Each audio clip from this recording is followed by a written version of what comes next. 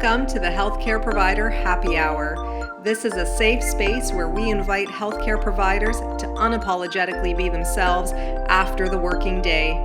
My name is Jennifer George, and each week I will connect you with guests and stories that will help transform your stress to success and fulfillment. Are you with me? Grab your drink of choice and let's chat.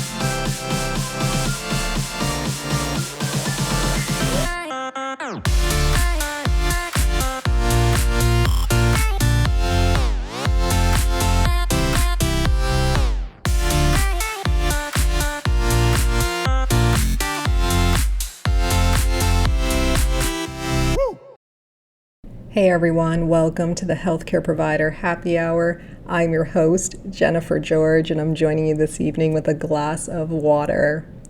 I want to chat with you today a little bit about confidence and belief in yourself and in your abilities and in your qualities of who makes you or of what makes you who you are. So sometimes when you work in a very high stressful environment, or if you work in a toxic workplace where you are not feeling respected, if you are not feeling welcomed or belonging, if you are not feeling recognized or heard or valued in some way, shape, or form, over time, that can wear on your confidence, that can wear on your self-worth. And, you know, there are things out there right now, many people are talking about imposter syndrome, stuff like that, which is a little different in the sense that imposter syndrome is that psychological doubt that you feel related to your skills, your talents, your achievements. And despite all of the evidence in front of you to show you that what you're doing is amazing and worth celebrating, you have a hard time believing it. You have a hard time accepting compliments and criticism, and you just are never really satisfied with yourself deep down. You start to compare, you start to seek validation from others, and so on and so forth. And this feeling of losing confidence in the workplace over time, it can make you feel like you're undeserving. It can make you feel unsure of yourself when it comes to your practice and when it comes to just relating to others if you are not feeling comfortable with where you're at. So you can imagine that all of this could manifest into stress, anxiety, fear, and not being able to see yourself as worthy, okay? Not being able to see yourself for everything that you've overcome and everything that you've accomplished and everything that you are to be praised for, right? It's so easy for us to reflect and to focus on what we lack or what we think we lack, or focus on what we haven't achieved, or focus on the negative, toxic environment that we're in. It's so easy to focus on those things, and very rarely do we focus on all that is good about us. And when you really think about it, there is so much more good than there is negative when it comes to yourself. I bet you if you were standing in front of me today and, you know, I could rhyme off everything that's great about you, but you might not believe it. If you are in a dark place right now where you're feeling alone, where you're feeling misunderstood, where you're feeling like you have no value, where you're feeling like people are questioning you or not respecting you and your authority or credibility, things like that.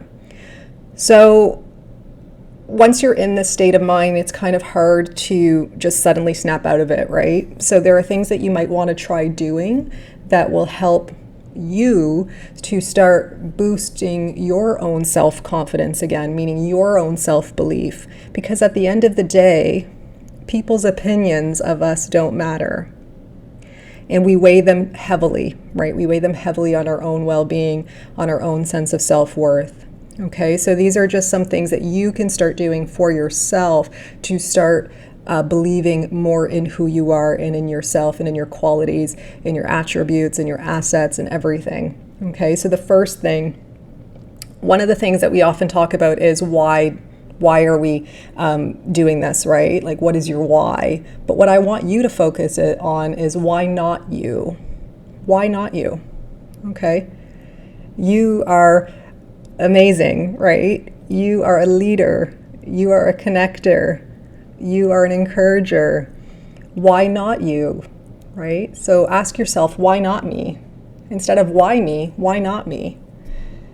Second, I want you to list out 5 to 10 reasons why someone would be crazy not to work with you, whether it's patients, if that's where you're struggling right now, or whether it's colleagues, whatever it might be.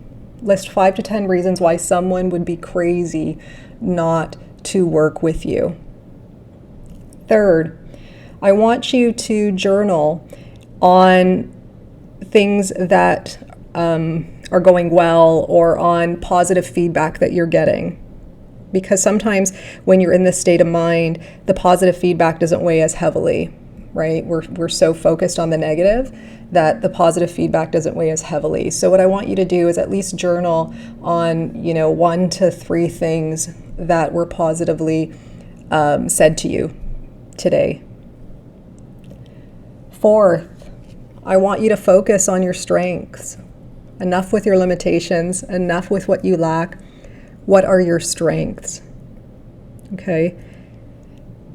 5, what is one thing you could do to stretch yourself, to take you out of your comfort zone right now? Because whether we realize it or not, this negative, uncomfortable, unwelcoming feeling is actually safe.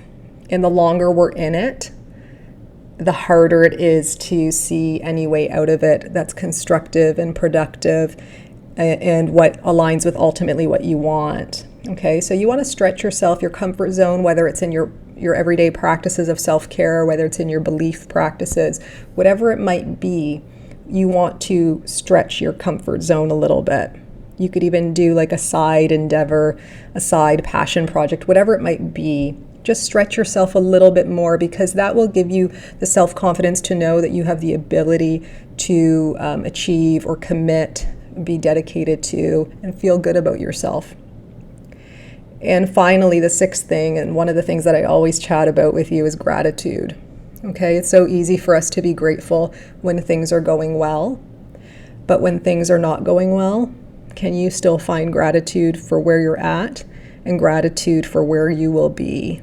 Okay, I think that's the biggest thing. I find people tend to focus gratitudes on their current state, but what you also want to do with gratitudes is come from the feeling that you've already accomplished or have achieved or have been where you want to be.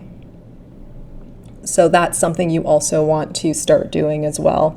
So a combination of those 6 things, whether, if all of that is too much for you, you might pick 1 a week or whatever it might be, 1 a day that you can focus on just to boost your self-confidence, because it's so easy to be our own worst critic. Okay, and if you guys need help with this, or if you want to just share your outcomes with any of these, I would love to hear them. So just follow up with me on Instagram.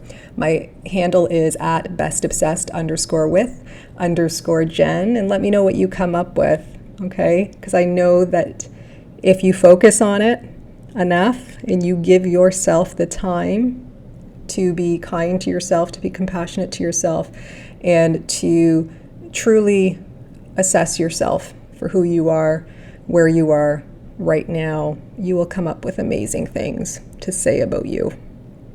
Okay, so until we chat next time, I wish you the most self-confident day ever, and remember to stay happy. So if you guys like this podcast, please subscribe and leave an honest review. Your feedback means everything to me. Your reviews are what moves this podcast forward, and I always appreciate receiving them.